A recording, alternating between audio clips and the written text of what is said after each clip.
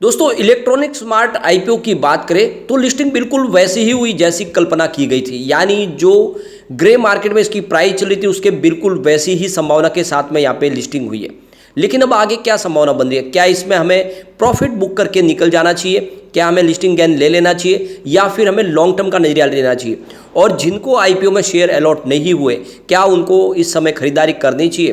Company के future plans क्या है और कंपनी कितनी मजबूत है और क्या इस समय इसमें निवेश किया जा सकता है? यहाँ पे अगर आप देखें तो पिछले दिनों जितने आईपीओ आए उन्होंने काफ़ी ज़्यादा लोगों को निराश किया। लेकिन अगर आप देखें तो उन कंपनियों से इसका मेल नहीं है। ये कंपनी का कारोबार अलग है।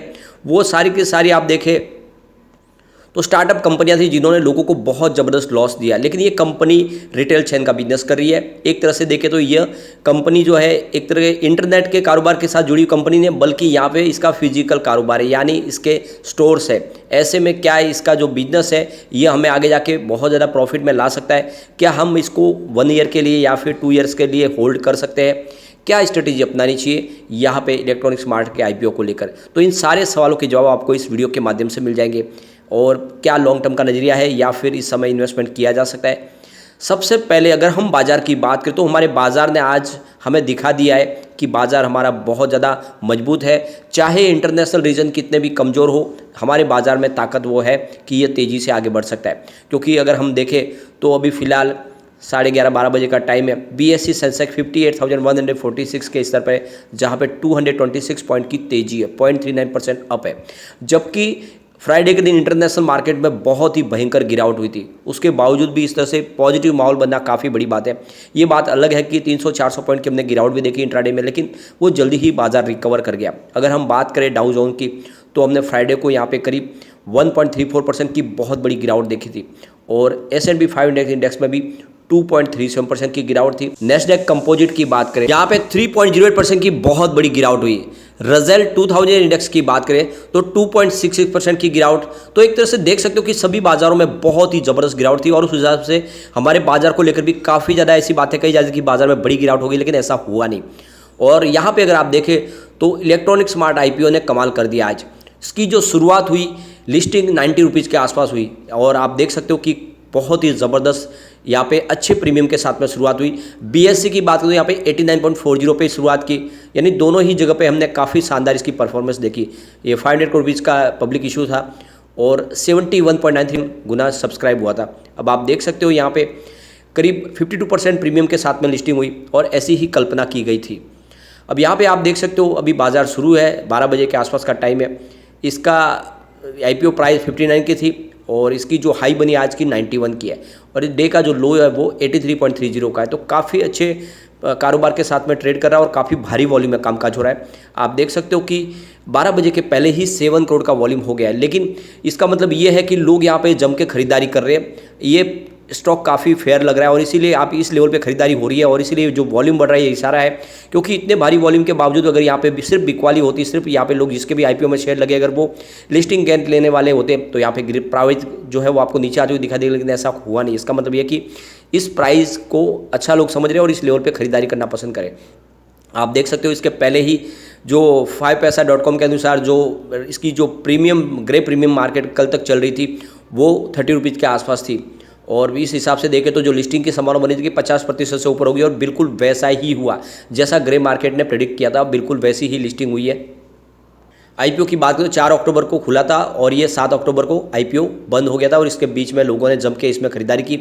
आईपीओ की जो प्राइस बैंड रखी गई थी वो 56 और 59 के बीच में रखी गई थी और 59 की इसकी प्राइस के साथ में इसको शेयर अलॉट किए गए लोगों को। इलेक्ट्रॉनिक मार्ट्स की बात करें तो ये कंपनी 1980 में इस्टाब्लिश हुई थी और इंडिया की चौथी सबसे बड़ी कंज्यूमर ड्यूरेबल रिटेल कंपनी है और देश के 36 शहरों में इसके करीब 112 स्टोर्स है। कंपनी का जो कारोबार होता है उसमें 90% जो रिवेन्यू वो रिटेल चेन्स के माध्यम से ही आता है और फाइनेंशियल ईयर 2021-22 में कंपनी को करीब 10,389 करोड़ रुपीज़ का ज़बरदस्त प्रॉफिट हुआ है। साथ में कंपनी के रिवेन्यू की बात करें तो यहाँ पे 4,349.32 करोड़ रुपीज़ का इनको रेवेन्यू मिला है। तो यहाँ पे आप देख सकते हो कंपनी को जो 500 करोड़ रुपीज़ की रकम मिली है आईपीओ के माध्यम से, उसमें से कंपनी 133.8 करोड़ रुपीज़ का इन्वेस्टमेंट जो वर्किंग कैपिटल की रिक्वायरमेंट के लिए करेगी। इसके अलावा कंपनी 200 करोड़ रुपीज़ है जो रकम है उसको रीपेमेंट और प्रीपेमेंट करने के लिए चुकाएगी और इसके अलावा कंपनी 50 करोड़ रुपीज़ अपने कॉर्पोरेट और पर्पज़ के लिए रखेगी। तो यहाँ पे आनंद राठी इसके एडवाइजर्स लिमिटेड थे। इसके अलावा IIFL सिक्योरिटीज़ और JM फाइनेंशियल लिमिटेड इसके बुक रनिंग लीड मैनेजर थे। इसके अलावा कैफिन टेक्नोलॉजी इसके रजिस्ट्रार थे। अब यहाँ पे इलेक्ट्रॉनिक्स मार्ट की बात करें तो परवेश गौर जो सीनियर टेक्निकल एनालिस्ट है स्वस्तिका इन्वेस्टमार्ट के, उनका कहना है कि जिस तरह से लिस्टिंग 50% के ऊपर हुई है, ये काफ़ी अच्छी रही लिस्टिंग और कंपनी का वैल्यूएशन काफ़ी अच्छा है और कंपनी का बिजनेस काफ़ी अच्छा है और कंपनी इंडिया की चौथे नंबर की सबसे शानदार कंज्यूमर ड्यूरेबल कंपनी है और इलेक्ट्रॉनिक्स मार्केट में इसका काफ़ी अच्छा नाम है और साउथ इंडिया में कंपनी ऑलरेडी नंबर 1 है। स्पेशली आप देखें तो तेलंगाना और आंध्र प्रदेश में इसके बहुत सारे रिटेल चेन्स हैं और जिस तरह से कंपनी का बिजनेस बढ़ रहा है उस हिसाब से कंपनी आगे जाके बहुत कुछ कर सकती है और ऐसे में आपको इसका बेनिफिट देखने को मिल सकता है अगर लॉन्ग टर्म का नजरिया लेके चलोगे तो। यहाँ पे आप देख सकते हो इनको फिर भी जो ई-कॉमर्स कंपनियों की वजह से थोड़ा सा इनको चैलेंजेस तो है, फिर भी आप देख सकते हो बिजनेस इनका काफ़ी अच्छा है। वैसे अगर यहाँ पे देखें तो इनके जो कंपटीशन में यहाँ पे रिलायंस रिटेल और क्रोमा है जिनके साथ में इनकी कंपटीशन है, उसके बावजूद भी कंपनी अच्छा अचीवमेंट कर रही है। तो जो सिर्फ यहाँ पे IPO के पर्पज से इन्वेस्टमेंट करता है जो प्रॉफिट बुक करना चाहते हैं वो यहाँ पे प्रॉफिट बुक कर सकते हैं और जो अगर प्रॉफिट बुक नहीं चाहते और थोड़ा वेट करना चाहते हैं तो कम से कम 77 का स्टॉप लॉस लगा सकते हैं। लेकिन जो एग्रेसिव इन्वेस्टर है उनको लॉन्ग टर्म का नजरिया लेकर इसमें निवेश करना चाहिए, स्टॉक आगे जाके कुछ कमाल कर सकता है। इलेक्ट्रॉनिक्स मार्ट इंडिया की बात करें, कंपनी की शुरुआत पवन कुमार बजाज और करण बजाज ने मिलकर की थी और कंपनी इस अपने रिटेल सेक्टर में बहुत एक रेप्यूटेड ब्रांड है जिसमें आप देख सकते हो बजाज इलेक्ट्रॉनिक्स। इसके अलावा आप देखें तो किचन स्टोरेज के नाम के इनके प्रोडक्ट है और काफ़ी अच्छा इनका कामकाज है। तो यहाँ पे सबसे बड़ी बात है अगर आप यहाँ पे इसमें से निकलना नहीं चाहते तो कम से कम एक तरीका और हो सकता है कि आप अपना जो भी लिस्टिंग गेन है जो आपको प्रॉफिट मिल रहा है वो प्रॉफिट आप निकाल सकते हैं। बाकी जो भी आपका इन्वेस्टमेंट है वो निकाल के प्रॉफिट यहाँ पे रख दे सकते हैं। आने वाले समय ये आपका प्रॉफिट ही आपको दुगुना रिटर्न दे सकता है, तो ये किया जा सकता है। वैसे कंपनी को बहुत अच्छी है, आप चाहे तो इसको लॉन्ग टर्म के लिए होल्ड कर सकते हैं। कम से कम अगर साल भर के लिए स्टॉक को अगर होल्ड करते हो तो इसका टारगेट 500 का आराम से आपको देखने को मिल सकता है। काफ़ी अच्छी लग रही है संभावना यहाँ पे और कंपनी काफ़ी अच्छी प्रॉफिट मेकिंग भी है, तो लॉन्ग टर्म का नजरिया लेके आपको निवेश करना चाहिए। यहाँ पे अगर हम इसके कम्युनिटी सेंटीमेंट को देखें तो स्टॉक के साथ बना हुआ है, यानी फिलहाल 91% लोग इसको बाय करना पसंद कर रहे हैं, 7% सेल करना पसंद करें और 2% होल्ड करना पसंद करें। इसका मतलब 100 में से 93% लोग अभी भी इसको लेना पसंद करें। अब यहाँ पे सवाल ये उठता है कि जिनको IPO में शेयर नहीं लगे और वो यहाँ पे इन्वेस्टमेंट करना चाहते तो क्या उनको इस लेवल पे खरीदारी करनी चाहिए? तो अगर आपका नजरिया लॉन्ग टर्म का है तब तो बिना डरे इसमें निवेश कर सकते हैं। इसका फ्यूचर प्लान काफ़ी अच्छे है और कंपनी का अगर पोर्टफोलियो देखें तो बहुत मजबूत है और कंपनी आने वाले समय कुछ कमाल सकते हैं। इसकी प्राइस भी तेज़ी से बढ़ सकती है।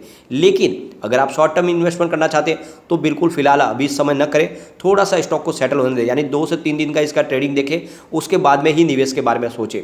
और जो इन्वेस्टर यहाँ पे इन्वेस्टमेंट कर चुके हैं IPO के माध्यम से उनको शेयर लग चुके हैं और वो लिस्टिंग गेन लेना चाहते तो बिल्कुल ले सकते हैं, काफ़ी अच्छा यहाँ पे प्रॉफिट मिल रहा है। और यहाँ पे अगर ऐसा नहीं करना चाहते तो कम से कम आप अपना जो भी इन्वेस्टमेंट है वो निकाल सकते हैं और प्रॉफिट को रहने दें। आने वाले समय में ये प्रॉफिट ही आपका दुगुना हो सकता है, तो ये स्ट्रेटेजी अपनाई जा सकती है। कंपनी बहुत अच्छी है और कारोबार काफ़ी अच्छा है और साउथ की नंबर 1 कंपनी है और इंडिया के भी चौथे नंबर की कंपनी है, ये बात का आपको खास ध्यान रखना है। लेकिन फ्रेंड, कोई भी इन्वेस्टमेंट करने से पहले अपने फाइनेंशियल एडवाइजर से बारे ले ले या अपना खुद का रिसर्च करें, क्योंकि मैंने वीडियो आपके एजुकेशनल पर्पज़ के लिए ही बनाया। वीडियो पसंद आए तो लाइक से जरूर कीजिए और चैनल को सब्सक्राइब कर दीजिए। Thank you friend.